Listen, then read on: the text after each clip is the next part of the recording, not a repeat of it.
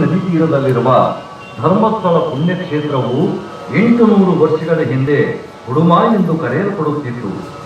ಇಲ್ಲಿ ನಲ್ಲಾಡು ಬೀಡಿನ ಜೈನ ಧರ್ಮದವರು, ಪರಮ ದೈವ ಭಕ್ತರು, ಮಹಾದಾನಶೀಲರೂ ಆಗಿದ್ದ ಧೀರ್ಮಣ್ಣ ಪೆರ್ಗಡೆ, ಅಮ್ಮು ಬಲ್ಲಾಳತಿ ಎಂಬ ದಂಪತಿಗಳು ವಾಸವಿದ್ದು ಮನೆಗೆ ಬಂದ ಅತಿಥಿಗಳನ್ನು ಆದರಾತಿಥ್ಯಗಳಿಂದ ಸಂತೃಪ್ತಿಗೊಳಿಸುವ ಕಾರ್ಯದಲ್ಲಿ ನಿರತರಾಗಿದ್ದರು.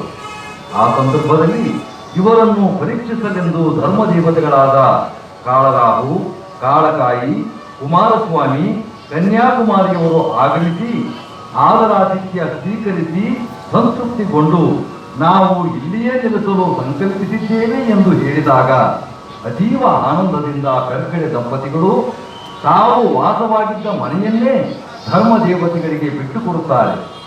ಅಷ್ಟಕ್ಕೆ ಸುಮ್ಮನಾಗದ ಧರ್ಮದೇವತೆಗಳು ನಿತ್ಯ ಪೂಜೆಗೆ ಶಿವಲಿಂಗ ಪ್ರತಿಷ್ಠಾಪಿಸಿಕೊಡಲು ಆದೇಶಿಸುತ್ತಾರೆ.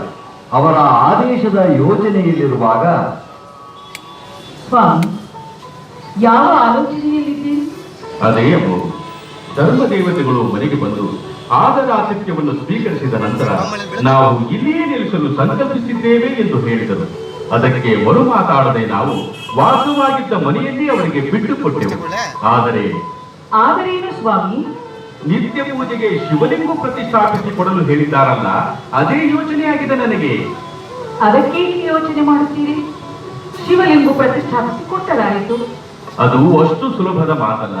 ತಕ್ಷಣವೇ ಪವಿತ್ರ ಶಿವಲಿಂಗವನ್ನು ತರುವುದಾದರೂ ಇಲ್ಲಿಂದ, ತರುವವರಾದರೂ ಯಾರು? ಯಾರಿಗೆ ಸ್ವಾಮಿ? ನಮ್ಮ ಆಪ್ತ ಬಂಧು ಅಣ್ಣಪ್ಪ ಸ್ವಾಮಿ ಇಲ್ಲವೇ? ಇಂಥ ಸತ್ಕಾರ್ಯ ಸಾಧಿಸಲು ಅವನಿಂದ ಮಾತ್ರ ಸಾಧ್ಯ. ಹಾ, ನಿಜ ಅಮ್ಮು. ಸಂಕಷ್ಟದ ಸಮಯದಲ್ಲಿ ಸಮಯೋಚಿತ ಸಲಹೆಯನ್ನೇ ನೀಡಿದೆ. ನಡೆ, ಹಾಗಾದರೆ ಅಣ್ಣಪ್ಪ ಸ್ವಾಮಿಯ ಬಳಿಗೆ ಹೋಗೋಣ. ತಡೆಯಿರಿ ಸ್ವಾಮಿ, ಅಲ್ಲಿ ನೋಡಿ, ಅಣ್ಣಪ್ಪ ಸ್ವಾಮಿ ಇತ್ತ ಕಡೆಗೇ ಬರುತ್ತಿದ್ದಾನೆ. ಬಾ ಅಣ್ಣಪ್ಪ, ನಾವು ದಂಪತಿಗಳು ನಿನ್ನ ಬಳಿಗೆ ಹೊರಟಿದ್ದೆವು. ನಾನು ನಿಮ್ಮನ್ನು ಕಾಣದೆಂದೇ ಅವಸರವಾಗಿ ಬಂದಿದ್ದೆ. ಅಂದರೆ ನಮ್ಮ ಮನದಾಳದ ಕೂಗು ನಿನಗೆ ಕೇಳಿಸಿತೇ ಅಣ್ಣಪ್ಪ? ನಮಗೆ ಬಂದೊದಗಿರುವ ಸಮಸ್ಯೆ ಏನೆಂದು ನಿನಗೆ ತಿಳಿದಿರುವುದೇ? ಎಲ್ಲವನ್ನೂ ತಿಳಿದೇ ನಿಮ್ಮ ಬಳಿಗೆ ಬಂದಿದ್ದೇನೆ. ನಿಮಗೆ ಶಿವಲಿಂಗ ಪ್ರತಿಷ್ಠಾಪಿಸಿಕೊಡಲು ಆದೇಶಿಸಿದ್ದಾರಲ್ಲವೇ ಧರ್ಮದೇವತೆಗಳು? ನಿಜ? ಅದು ನಿನಗೆ ಹೇಗೆ ಗೊತ್ತು?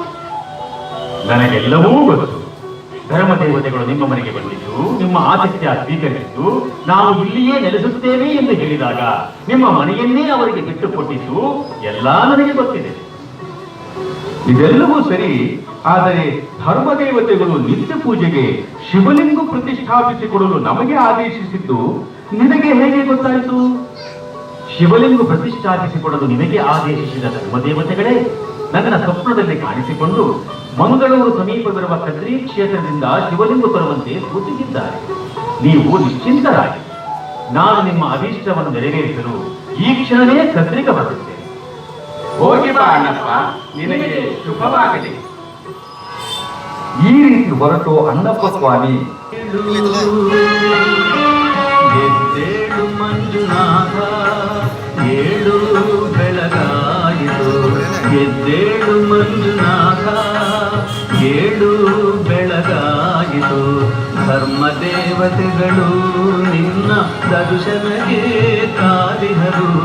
ಧರ್ಮದೇವತೆಗಳು ನಿನ್ನ ದರ್ಶನಕ್ಕೆ ಕಾದಿಹರು. ಅಣ್ಣಪ್ಪ ಸ್ವಾಮಿಯು ನಿನ್ನ ಆಜ್ಞೆಗೆ ನಿಂತಿಹನು. ಗೆದ್ದೇಳು ಮಂಜುನಾಥ, ಗೆದ್ದೇಳು.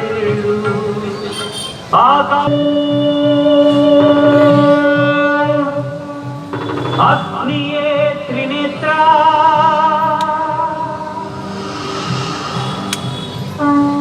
ವಾಯುವೇ ಚಲನ,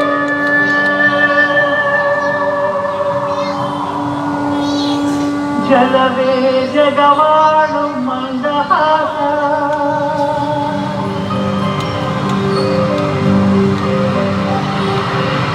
ಪಂಚಭೂತಗಳಿಂದಾದ ಪ್ರಪಂಚೇಶ್ವರ,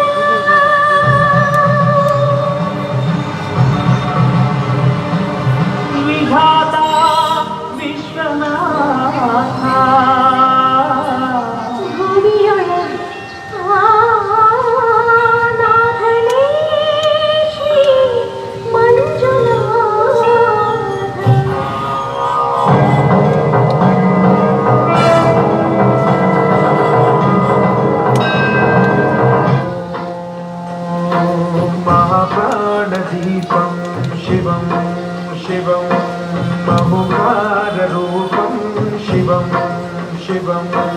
महासूर्यचन्द्राग्निनेत्रं पवित्रं महागाढतिमिरातकं सौरगात्रं महागाधिबीजं महावीर्यदेवं भवानी समेतं भजे मञ्जुनाथं।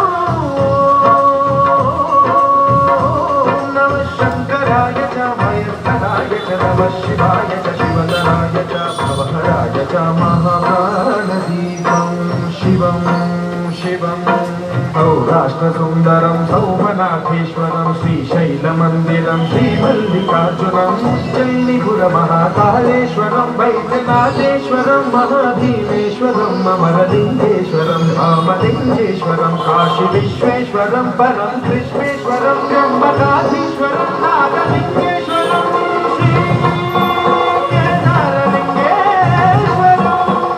लिङ्गात्मकं ज्योतिलिङ्गात्मकं वायुलिङ्गात्मकं आत्मलिङ्गात्मकं अखिललिङ्गात्मकं अग्निशोभात्मकम् अनादिम् अमेयम् अजेयम् अचिन्त्यम् अमोघम् अपूर्वम् अनन्तम् अखण्डम् अनादिम् अमेयम् अजेयम् अचिन्त्यम् अमोघम्